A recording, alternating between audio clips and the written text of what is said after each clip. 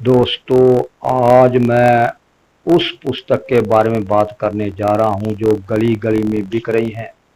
लोग उनको ले रहे हैं और वो तो अपनी दुकानदारी चला रहे हैं बेचकर पुस्तकें। मान लीजिए उनकी 100 पुस्तकें बिक गई, 20 रुपए की पुस्तक है तो वो मान लीजिए उनके 2000 रुपये पुस्तक के हो गए। यानी कि पुस्तक की बिक्री 2000 रुपये की पुस्तकें बिक गई, जिसमें पुस्तक 5 रुपए की और 15 रुपए पर पुस्तक उनको बच गए।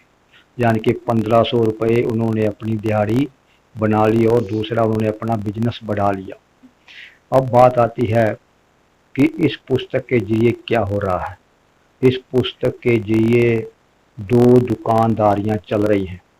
एक दुकानदारी धर्म की, नकली धर्म की, जो अपना अलग ही पंथ चला रहे हैं, अपनी दुकानदारी बढ़ा रहे हैं, अपने फॉलोवर बढ़ा रहे हैं ताकि उनकी दुकानदारी बढ़े। इससे सीधा हिसाब लगाइए, अगर मान लिया आपने वो पुस्तक खरीद ली और आपने पुस्तक पढ़ी, उस पुस्तक को पढ़कर तुम लोग वहाँ से नामदान ले लिया तो आप उनके शिष्य हो गए।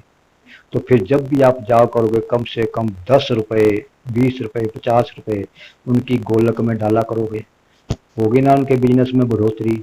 यानी कि वह आदमी जेल में है और वो बाहर जेल में बैठा ही पुस्तकें बिकवा कर आप दो कमाई कर रहा है। एक तो पुस्तकें बेच रहा है, उससे उसको प्रॉफिट हो रहा है, और दूसरा वह अपने फॉलोअर बढ़ा रहा है, इससे उसका लाभ हो रहा है।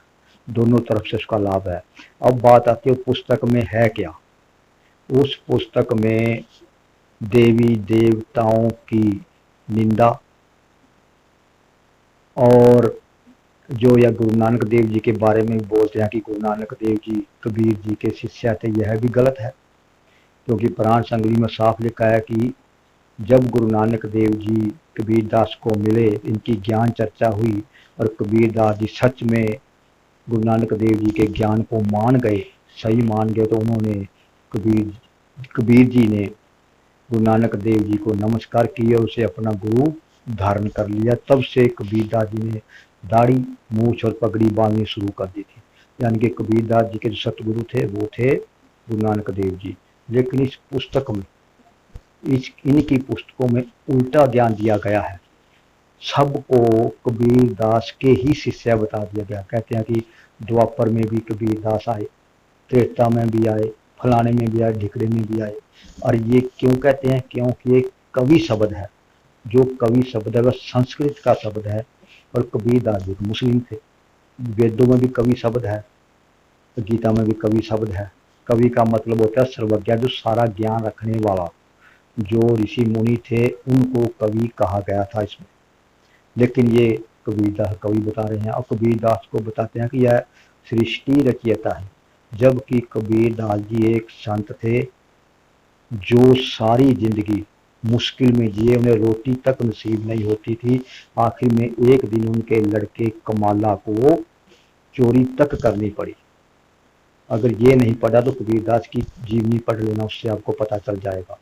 यह आपको गुमराह कर रहे हैं, इनसे बचिए। अगर आप हिंदू हैं तो अपने सनातनी ग्रंथ पढ़िए, सिख हैं गुरु ग्रंथ साहब पढ़िए, पुराण शरीफ पढ़िए, अगर मुस्लिम हैं तो अपनी कुरान शरीफ पढ़िए। लेकिन यह गपोड़ पुस्तकों को ना पढ़िए। अगर हाँ ये फ्री में मिले, इनको सारे ले लो जितने भी मिलेंगे, तो इनको रद्दी में बेच देना। बस 20 रुपये किलो जाएंगी, 10 रुपये किलो जाएंगी, कम से कम 100-200 दिहाड़ी आपकी भी बन जाएगी। लेकिन पैसे से मत खरीदना इसको, और इसको पढ़कर उनके अनुयायी मत बनना। सबसे बड़े जो हैं ब्रह्मा विष्णु महेश हैं, इन्होंने उसमें भी ब्रह्मा विष्णु महेश को भी गलत बताया है। ये वो है, ये वो है, पार्वती जी के बारे में आप शनाब बोला है। और कहने का मतलब इन्होंने ये है कि इन्होंने सनातनी ग्रंथों के बारे में उल्टा ही बोला है, और गुरु नानक देव जी को कबीर का शिष्य बताया है, जबकि कबीरदास जी गुरु नानक देव जी के शिष्य थे। इस बात का प्रमाण हमारे पास है। जो पुस्तक पुराण संगली कबीरदास जी के ग्रंथों से पहले लिखी गई, यानी कि गुरु ग्रंथ साहब से भी पहले की लिखी हुई है, उसमें यह प्रमाण है। बस मेरे आपकी यही रिक्वेस्ट है। पहली बात तो इन पुस्तकों खरीदिए मत। अगर यह जबरदस्ती दें सारी पुस्तकें ले लीजिए, अपने धर्म में रहिए, इनके चक्रों में मत पड़िए, सिर्फ लड्डू और खीर के चक्रों में। इनके वहां पर जाकर जादू टूने वाले जब आप खीर खाएंगे या लड्डू खाएंगे तो आप उन्हीं के गुण गाएंगे। इसलिए इन तांत्रिक लोगों से बचिए, अपने ही धर्म में रहिए। जिसकी भक्ति करते हैं, राम की करते हैं, कृष्ण की करते हैं, उन्हीं की करिए, लेकिन इस पखंडवाद से बचिए, बचिए, बचिए। इस पुस्तक में कुछ नहीं है सिवाय देवी देवताओं की निंदा के।